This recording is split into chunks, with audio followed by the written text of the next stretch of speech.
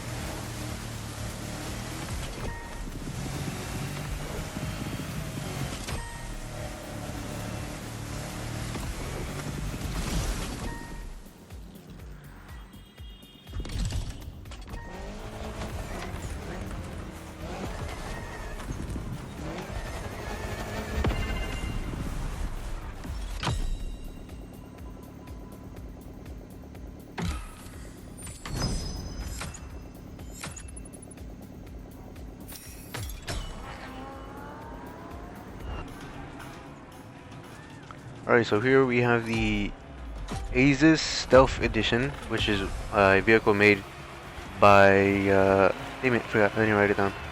Anyways, this is supposed to be the Motorfest own vehicle. This is the vehicle they created. This is also the one that you're going to win if you get Platinum on this week's Summit. So look out for that. Try your hardest, and again, this one should be equal play, so no tuning involved, just, you know, bare bones. The only suggestion I can give you is just try to slow down. It will slip out if you try to brake too hard, like I did. You just want to try to slow down and try to gun it as best as you can. Try to use your nose while coming out of the turns. Of course, be careful because this turn, these roads are windy. You go back and forth, so you gotta be careful and be aware of that. Again, just slow down if you need to, or slow down a little bit more than you would think.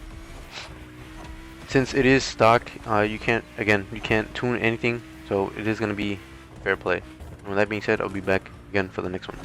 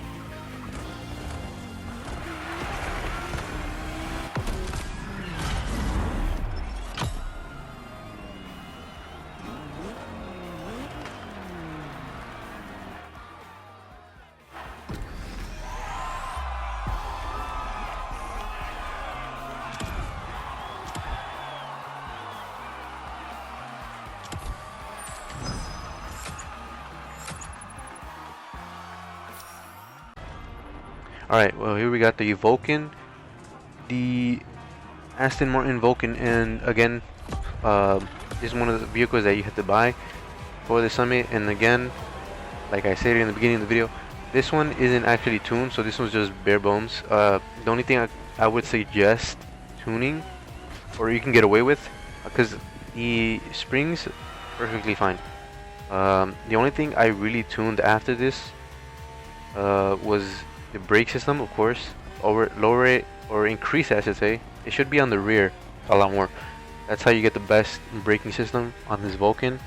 And if you wanna get maximum speed, again, I would suggest upping the camber on the rear. So I would probably go like with plus 20, plus anywhere from plus 20 to plus 25. And the front ones, I went with -7. I do believe it was 7. It was somewhere in between 10 to 0, obviously, or 10 to 5, I should say, like somewhere in between those. So negative. And the reason I do negative is because having negative camber helps you grip around the turns, so your wheels don't slip out. And the reason why I go positive on the back for most of my vehicles, positive in the back and then negative grip on the front, is because again, having negative helps you with gripping around the turns, and having positive just helps you in a straighter line. So by having the rear being positive means it's gonna slip out when I'm trying to turn, especially on these round turns or like these S turns on the mountain. And essentially it just helps me grip once I want to like punch it, right? Like once I want to get out of that turn. So it just works better for me.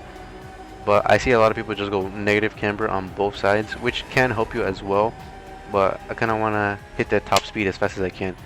It helps me get a better score in terms of time.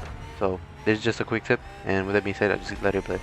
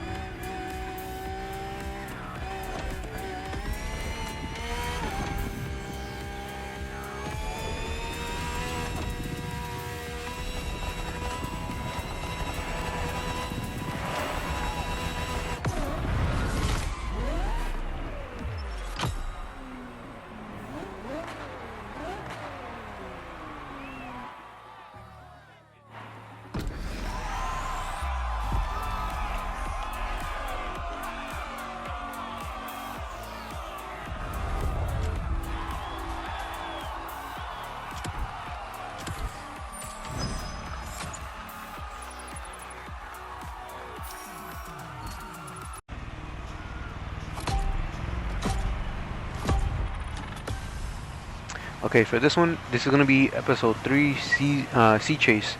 So I went with the Proto Offshore MK2, which is this vehicle right here, and I feel like this is probably the fastest that I'm gonna be able to get. It probably doesn't have the fastest top speed, but I did go with that boat that's right next to me. I had the exact same one that the boss has, the big boss, or something similar to that. I don't think it was the exact same one, but it was just as big, and it did have a better top speed. But for some reason on the boats, I'm not sure how to tune them. I know that you can change the hull mass, which I did change on this one. Again, I will have to go back and if I remember to put the tunings for this one. But I kind of increased the top speed, and yeah, like the only thing I can really say about this one is it is a really long race for the boats. I'm gonna keep those together in particular. But for this one, you're gonna want to how do you say, like, you're just gonna want to avoid the henchmen. Honestly, you can get away with probably lowering the difficulty and just, you know, getting out there in front. But at the same time, you might want to have some level of difficulty because you can use them, and you know, obviously get some slipstream off of them and get higher top speeds. So with that being said, that's probably the only tip I can really give you. And you know, just watch out for the henchmen because they do try to get in your way quite a bit. But with that being said, I'll let you enjoy it, and I'll come back for the next one again.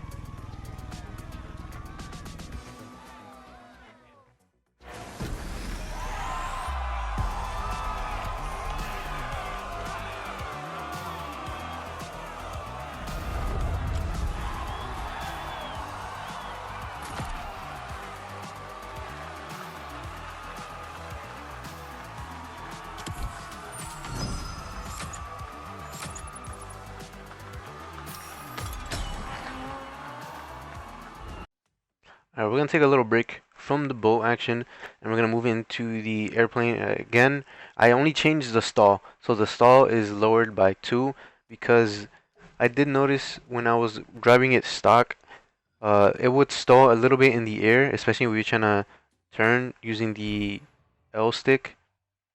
Uh, of course, you can like change your angles with the bumpers without like tilting the whole vehicle, but it does respond a little bit less. I think you can probably get away with that too, but in some turns you do have to. Some of these turns are really sharp, so I would suggest just lowering the stall a little bit so it'll help you. And yeah, Bree's gonna have 2 races. I'm gonna put both of the airplane races because this vehicle, I literally has like 400 top speed, which is absolutely insane. It's so much better than all of them. Of course, I can't reach the top speed. I'm not entirely sure how to do that. I'm gonna have to look up how some tunings or how if anyone has even made a tuning build for like airplanes. I'm not sure if somebody has mastered it, like people have with the spring systems on the vehicles or like the actual cars. So I'm gonna have to try to look up for that. If not, I might have to do the same thing that I did for the vehicles, which is like in real life. I could probably look it up on YouTube, Google it, like how to tune airplanes, and yeah, that's the only really advice I can give you. Like the only thing I was able to do again was the stall, because right here it would be hard to make these turns, and it would lose a shit ton of speed. So lowering that stall was a great decision, and hopefully it helps you out as well. Yeah, we're gonna have this race and then another race, and I know this video is kind of long, which is why I'm kind of iffy about adding those tunings for the boat, since it's not too important. But again, yeah, this is the only advice I can really give you. There's a turn going up ahead. I think it was like 2 checkpoints after this, which is absolutely insane because it's literally in the clouds. As you can see, it's literally blacked out up on top, which is absolutely insane. But yeah, just try not to get lost with that checkpoint, which should be coming up any minute now. Probably not gonna wait for it, but yeah, just watch out. You're definitely gonna see it when it comes up. So I'll just leave it at that.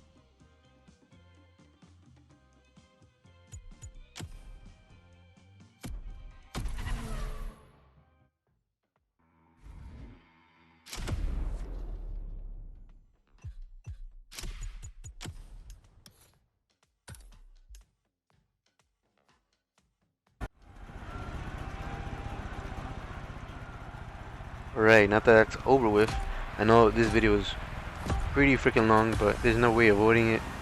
These races are fucking long. And yeah, again, we're gonna use, this time it's gonna be the Proto Offshore MK1 version. So this is the same one as the other one, as the other boat, but this is the earlier version. Anyways, this one is a really good race, and also this is a really good vehicle. Honestly, I might go back and use this for the other race that requires a boat, because this one is just crazy. And if you really want to maximize your NOS and all that stuff, I would suggest running. There's four main things that I would suggest running. So you want to use frenetic, which is, it increases your NOS the longer you hold it, or it keeps that power. It keeps it going. If you hold the NOS, usually when you hold the NOS for longer, the longer you hold it, the weaker it starts getting. But with frenetic, you can honestly mitigate that a little bit and keep your power up.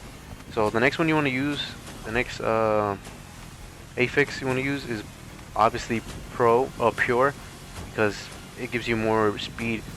Especially with this one, it's gonna be way better if you have pure, because pure is, I feel like it mainly just affects the initial boost of when you're using NOS.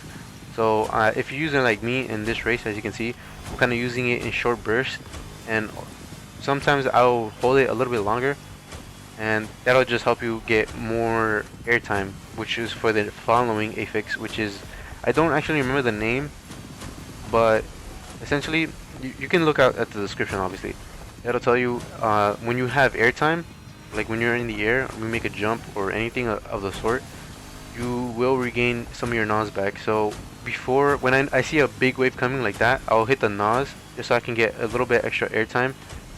Because I'm hitting it at higher speeds, I'm getting more airtime, thus giving me more NOS. Sorry, I kind of just started there.